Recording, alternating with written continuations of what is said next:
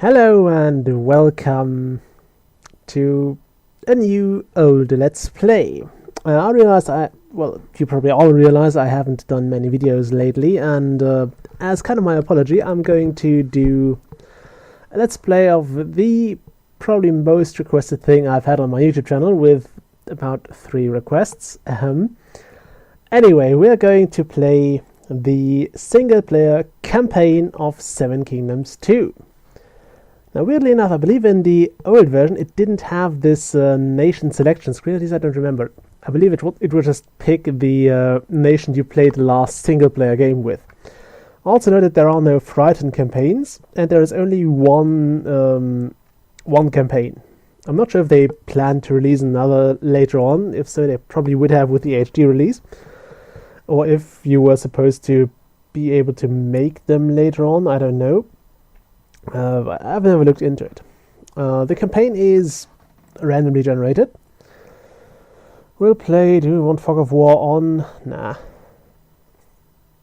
Okay, I actually want a small map. Let's just go. You see, you have less things here. I want small buildings though. You have less options. And let's just start the game. Once you strode the world ashore, you are the hunter's prey, an empire lost and pain and scorn and death endured. Naught but years of torment are assured before your foes can you repay. Now rouse a host and take the field.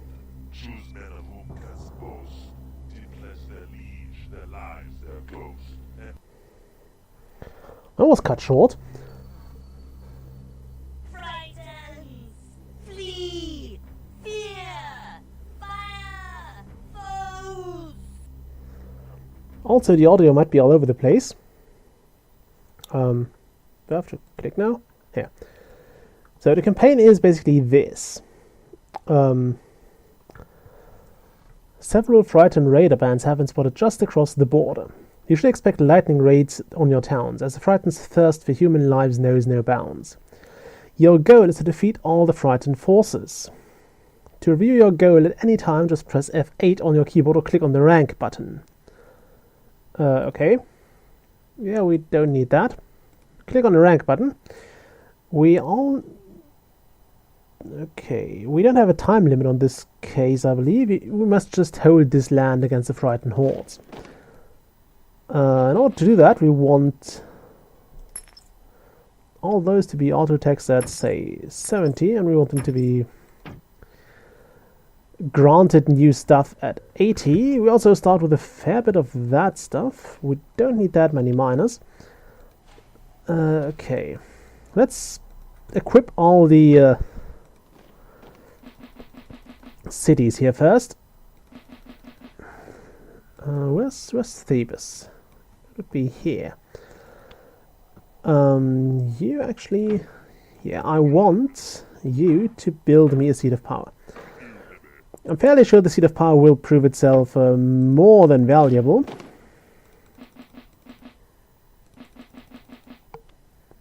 Okay, we'll just cycle through fortresses here. And also do this. Okay, all the fortresses, not all the fortresses are training soldiers now. And we're going to use the Egyptian greater being quite a lot. By the way, I picked Egyptian with a bit of a reason behind it. Because, well, the Egyptians have this wonderful seat of power. And in some of those scenarios, I believe I actually have to get a certain amount of population going.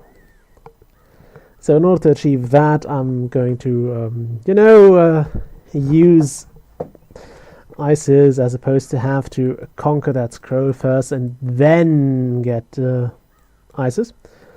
Also, there is a Bragma lair here. I'm not sure if the AI gets random resources or if they just eventually raid you. What I'm going to do, however, is you shall become my research place. Make me a tower of science. This market is connected. Okay. I was worried for a moment that those would not be connected. And it's not really worth building more markets, I believe. That's right now it's the main problem. We don't need more markets. What we do need is more people. Because I seem to be burning cash at quite an astounding rate. Then again, I just trained a whole lot of people. Also, was it tea? Yeah, tea cycles through our towns. Okay, we have all towns sorted out now. How's my seat of science doing?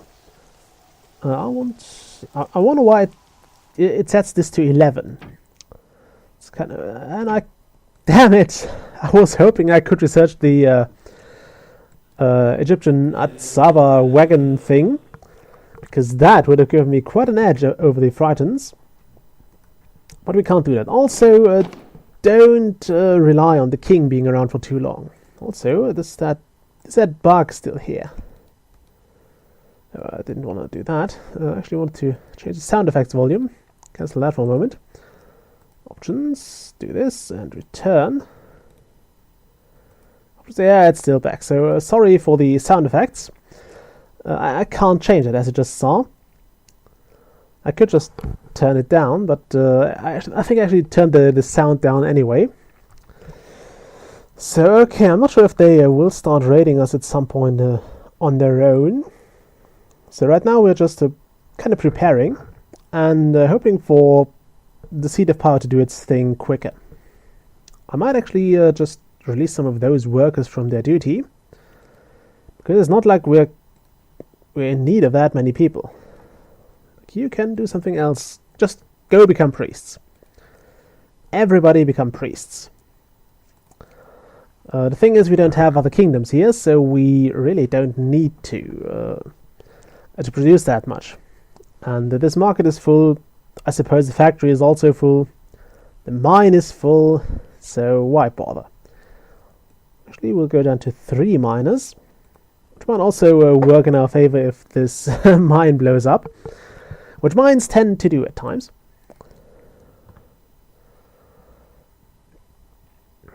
Okay, yeah, also this campaign, I wanted to say a few things about that. I also want to set up my countdown, damn it.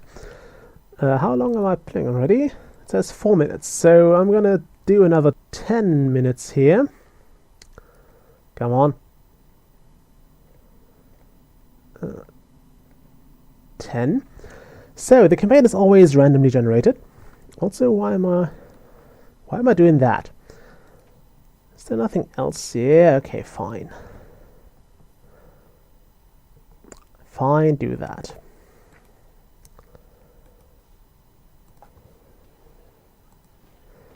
So I'm half tempted to just raid the shit out of him. On the other hand, I'm a bit afraid to do that.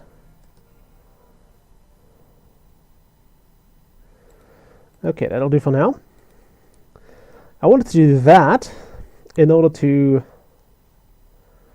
actually gain some workers I can send over here. I'm trying to reinforce those border towns first, for no real reason. It's just I suppose they are getting attacked first. And I'm trying to boost those towns a bit, because the larger a town is, the quicker it repopulates. I believe that's just basically statistics. So I think it's like every citizen has a certain chance at a given interval to kind of spawn a new peasant. And the more you have in the village, the more likely it is that they produce offspring. So the more villagers you have, the closer you are to 100, the quicker they repopulate. That's what I believe is the case here, because I've noticed that if you have a village that has, say, 90 people, and you have a village that has 10 people, then it's a lot quicker for this village with 90 people to get those 10 additional peasants and be filled than it is for this 10 people village to basically double up and get another 10 villagers. So if you have very, very highly populated villages, just split them and distribute your workers among the places. maybe found a new village or a new town, because that's generally what works pretty good. I could also have... actually, no, I can't split my population that strongly. I mean, I could try and... also a bit impatient here. Damn it. Too impatient. Sorry. I could try and go for those mines, but I do need more workers for that. And I suppose more money. So I'll try to keep this this level a bit short. There we go. Thank you. Did that even create population? Not sure it did. Actually, it might have. Yeah, I think it did.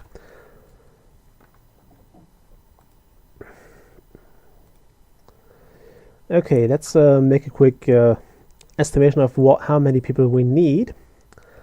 If I want to take those places, I would need, say... what are those resources anyway? It's clay, and that is copper. This would probably be more useful to me.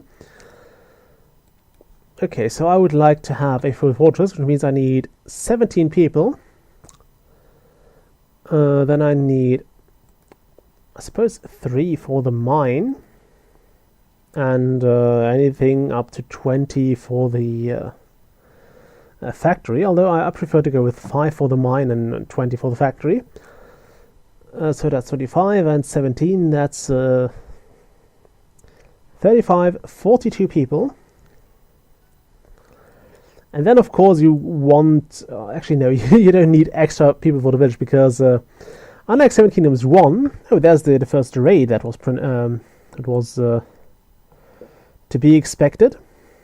Where are they going? Why is nobody doing that? Come on, take him out. Also, I would like my king to return to the fortress at a certain point.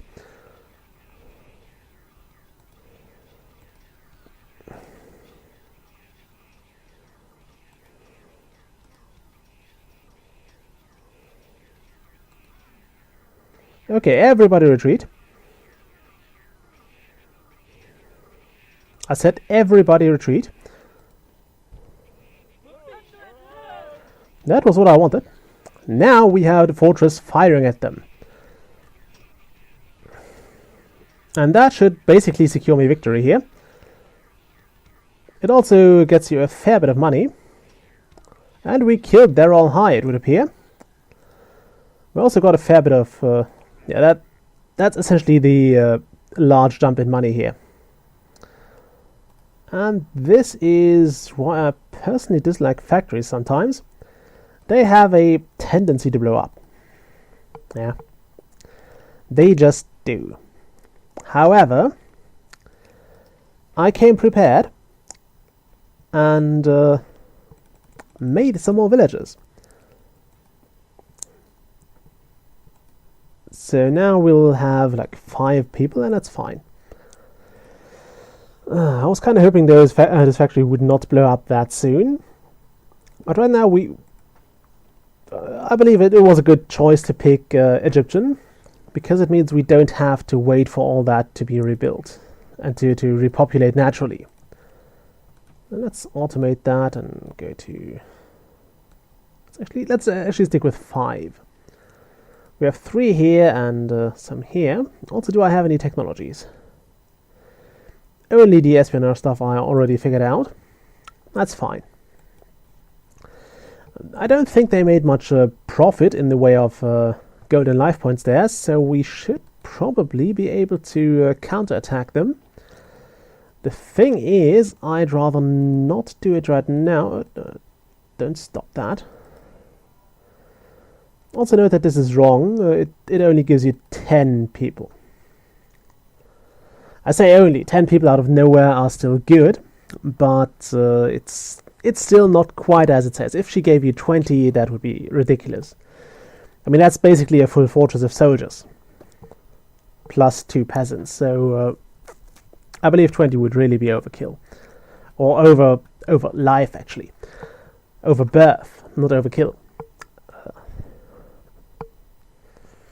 Okay, right now I can't spare any troops. So my next goal is to basically get a commander up here. Do we have any good leaders? Yeah, this guy is a reasonable leader. You still know my playstyle from the single player. I try to keep one fortress per town always staffed or crewed or... Oh my god, I have to go with war machines. This is still the same as usual. You will not see me use war machines because I believe they suck. Okay, so yeah, we have 21 peasants now. That's enough. You there. Become a general. Build a 4. I'm not sure if I could actually get the chariot builder with the greater being, with the unknown support. Unknown blessing, not support. I believe I can't. So I would suppose they scripted that out in order to make the game more challenging for me. I also believe technologies are persistent here, so you can... you don't have to re-research everything that you did in the previous game. So in the next scenario, I should actually start with that... with those technologies. We'll look at it. Okay, and recruit everything here. Okay, that worked out. And now we actually have sort of a task force. It'll take a while for those guys to be ready, but it'll work, hopefully. Okay, also what I was going to start in, well, I said I started like several minutes ago. Don't expect the king to last the entire campaign. No, actually, they don't give you the... they actually make you a king here. You don't get your usual name. That's nice. Your king actually has a chance to die between scenarios. And also, if you play along, you will get a different campaign, most likely, because I think the map is always a bit different, and other things are different as well. So the scenarios, there are a few goals that are basically cycled through. It's procedural... Is it procedural generated? I don't know. I don't think it is. I'm not sure the definition of procedural generation. I believe it's essentially an algorithm that does everything, and here you just draw from a pool of scenarios, and maybe it is procedural. I don't know. Shut up, cell phone. So it doesn't matter anyway, because next time we are going to see if we can fight off the Frightens that have just tried to invade us. I suppose I'll wait for one more raid and then I'll try to repel them. That's going to be fun. I'll try to counter-raid them. That's going to be great. It sounds more epic. Anyway, I'll do that next time. Bye.